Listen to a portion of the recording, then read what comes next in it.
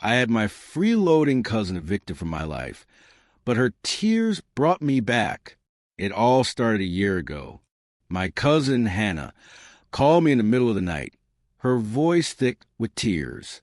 She'd been let go from her graphic design job at a trendy startup that suddenly went under. Freelancing wasn't covering her inflated rent in the city, and she was getting evicted. We weren't particularly close.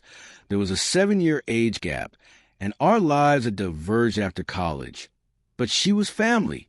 My wife, Clara, and I lived in a quiet suburban house with a spare room that mostly collected dust. My aunt, Hannah's mother, lived across the country, settled in Arizona with her new husband, and couldn't offer more than moral support.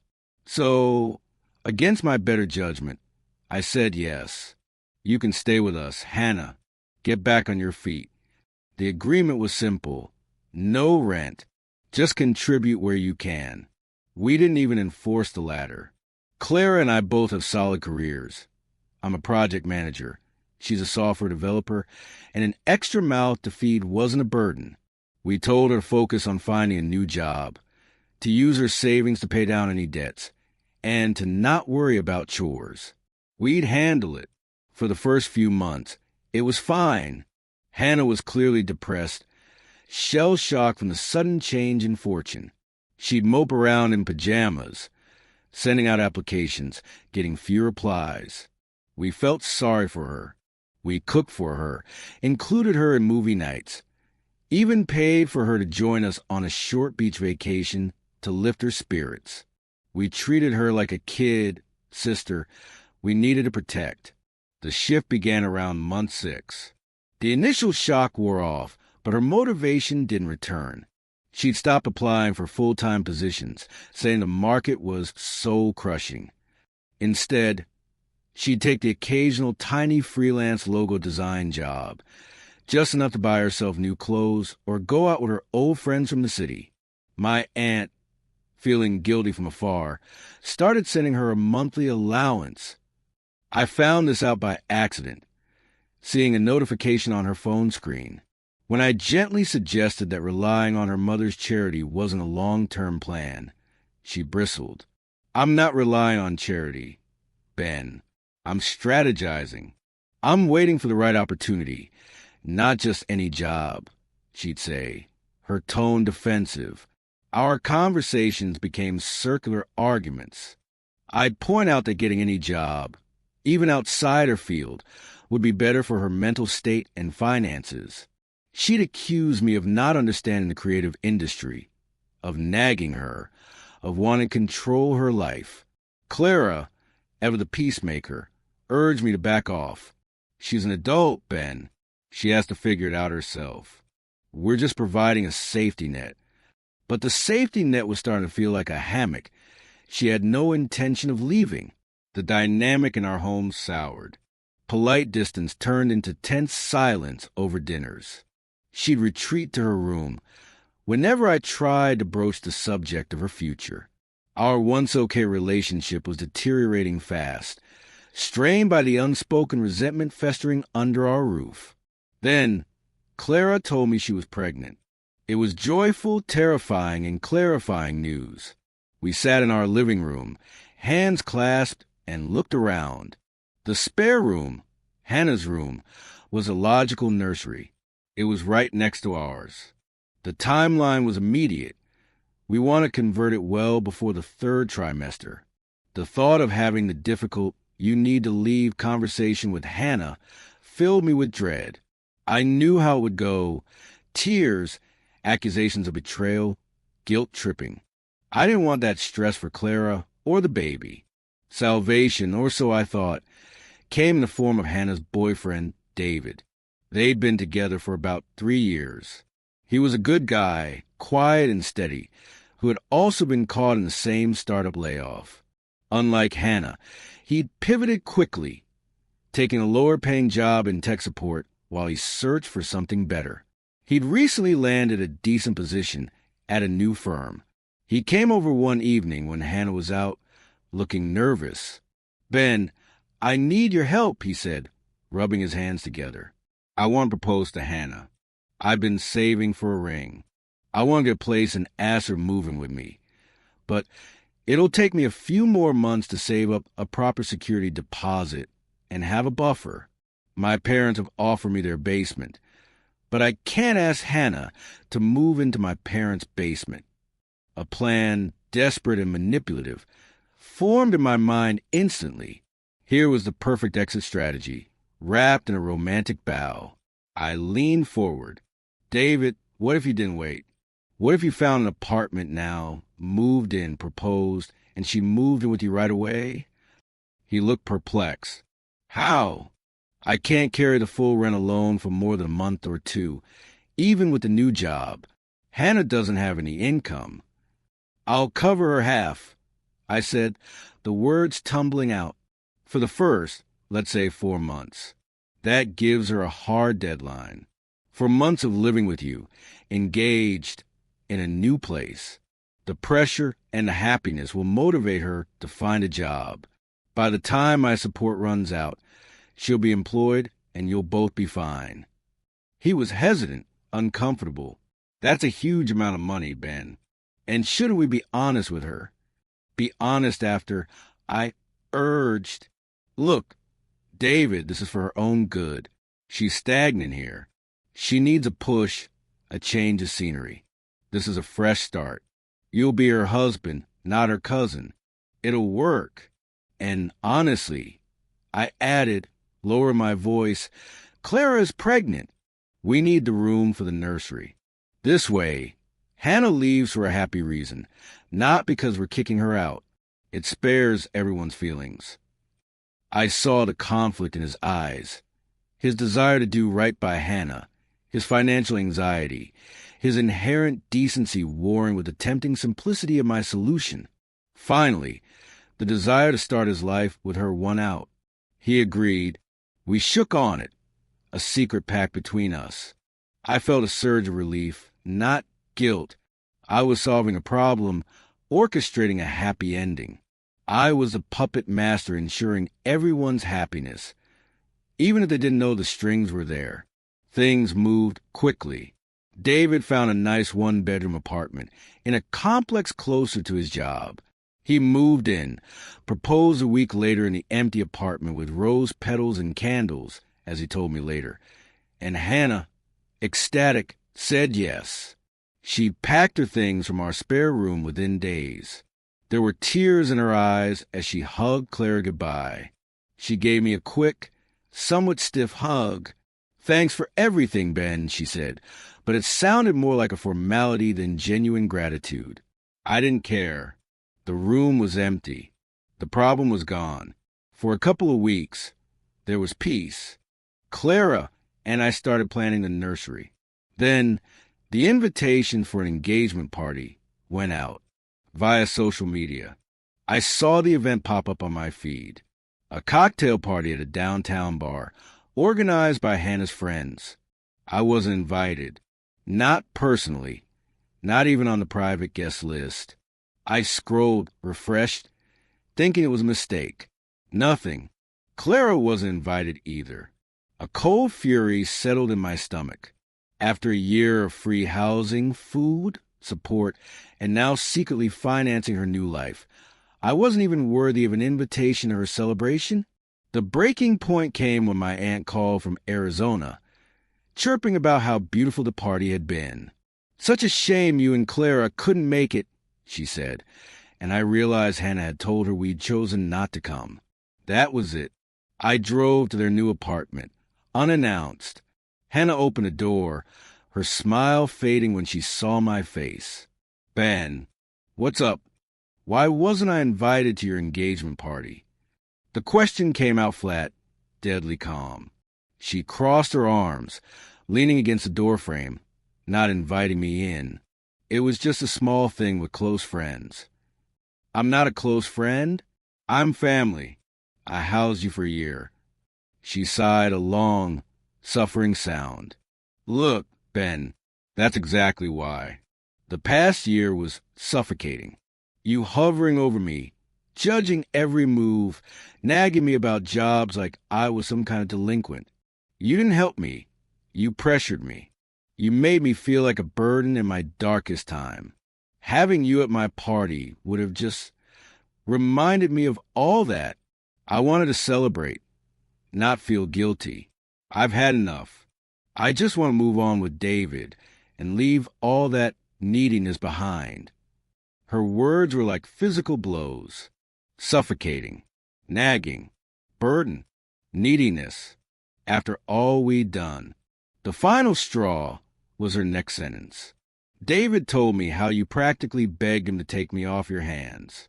I'm not a fool, Ben. I know you wanted me out. So David had cracked, told her about the financial arrangement, maybe to justify the sudden apartment. But he'd clearly twisted it, made me the villain scheming to be rid of her. The truth of my plan, conceived in stress but executed with, I thought, her best interests at heart, was now seen as pure malice. After everything, I said, my voice trembling with rage, you are unbelievably ungrateful. And you're a patronizing control freak. She shot back. We're done here. Don't contact me again. And she closed the door in my face. A few minutes later, I saw she'd blocked my number and my social media accounts. Blind, white-hot anger took over. If I was such a villain, I'd play the part. I called David immediately. The deal's off, I said, my tone leaving no room for argument. I'm not sending another cent. You two figure it out. She's made it abundantly clear I'm not family, so I have no obligation. Consider the past payments a gift. You're on your own now. Ben, wait, you can't. The rent. We budgeted for this. We can't afford this place on just my salary. David's voice was panicked. Not my problem. I said coldly, she's a grown woman. Let her get a job. Or maybe her mother can send a bigger allowance. Good luck. I hung up. In that moment, the image of them struggling, of Hannah's smug defiance crumbling, felt like justice. Let her see what the real world was like without my suffocating support. The fallout was swift. My aunt called me 2 days later. What have you done, Ben? Hannah is hysterical. They can't make rent. David's parents can't help. You promised. I promised nothing to Hannah. I retorted.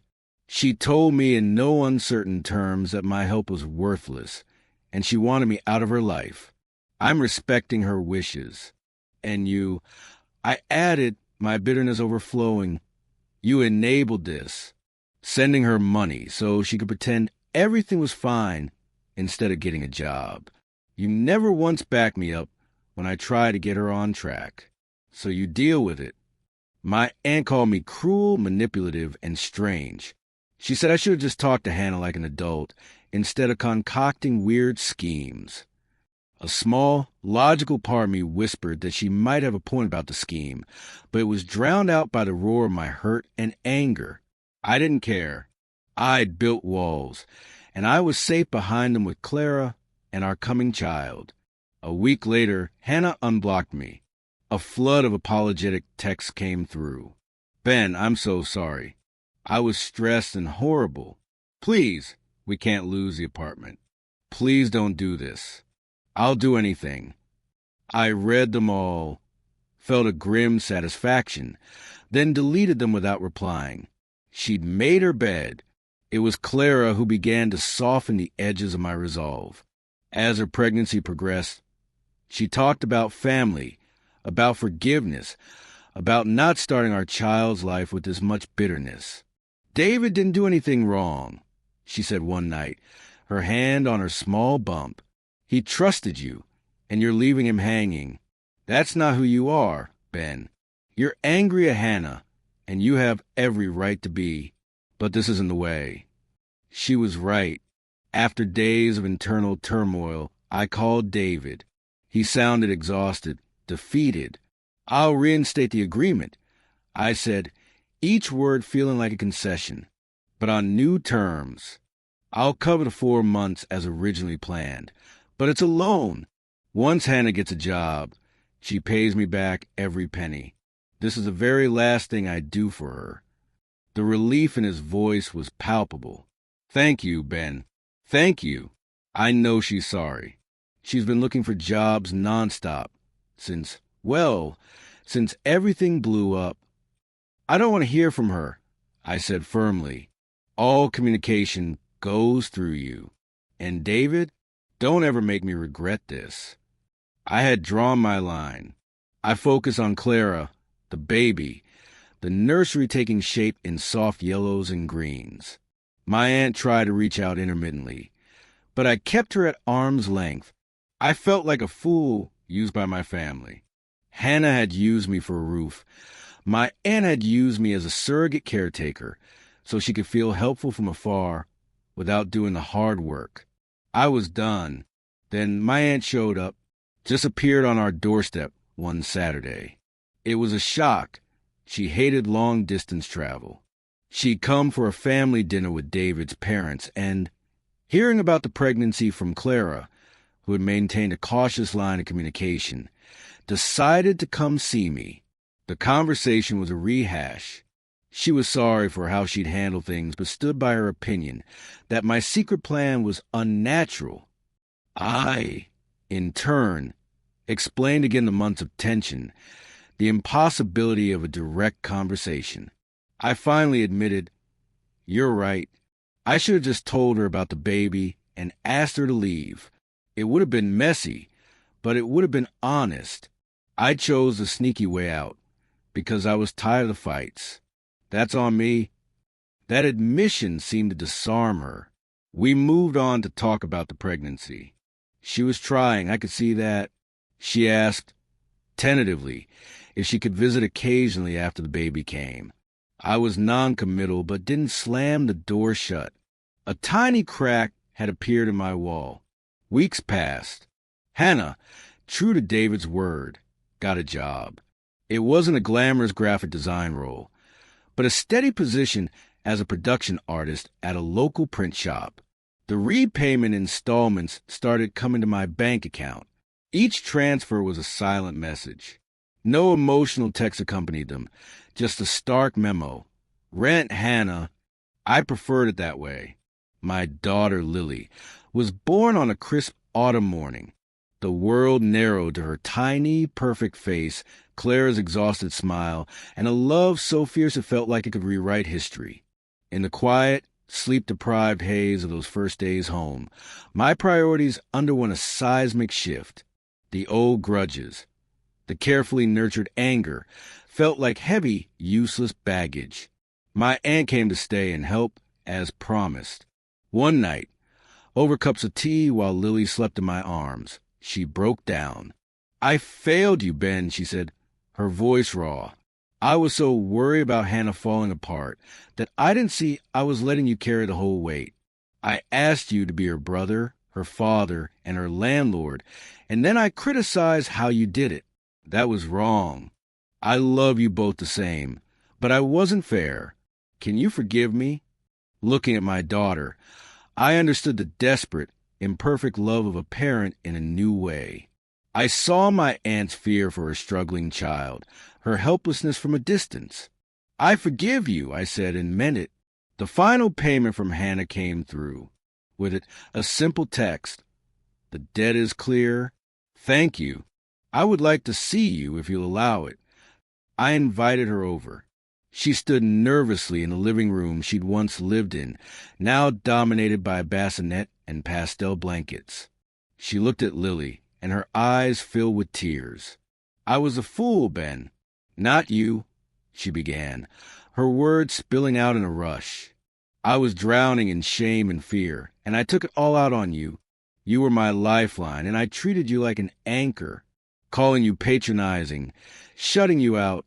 It was the biggest mistake of my life. You and Clara gave me safety when I had none, and I threw it back in your faces. I don't expect us to be like we were, but can I at least be your cousin again? Can I be Lily's aunt?" There was no dramatic explosion, just a profound, weary relief. The anger had burned out, leaving behind the embers of a shared childhood, a family. "Yeah," I said, my throat tight. "You can be her aunt."